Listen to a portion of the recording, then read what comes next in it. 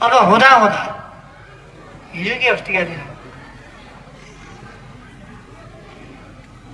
उहिले नेपाली जनताले फालेका राजतन्त्रलाई त्यो तन्त्र फेरि कताबाट उधिनेर कहाँबाट उधिनेर ल्याउने हो, ल्याएर खोइ कहाँ ल्याएर कुर्सीमा राख्छन् अरे।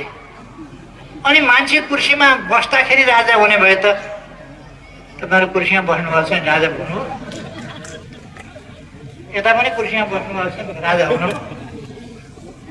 कुर्सीमा राख्दैमा होइन, संविधानको बाटो समाउनुहोस्, संविधान अनुसार आउनुहोस्।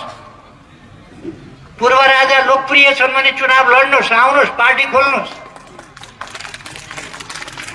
एउटा घोस्ट भन्छ नि, छाया, घोस्ट अगाडि सारेर होइन, आफू अगाडि सार्नुहोस् न। लोकप्रिय हुनुहुन्छ भने ठिक छ, चुनाव लड्न आउनुहोस् न। तपाईँलाई जहाँसुकै पनि चुनाव लड्न खुला छँदैछ नि, आउनुहोस्, चुनाव लड्नुहोस्, पार्टी खोल्नुहोस्। खोलेकै छ त्यसलाई आफ्नो भन्नुहोस्, मेरो पार्टी भन्नुहोस् न।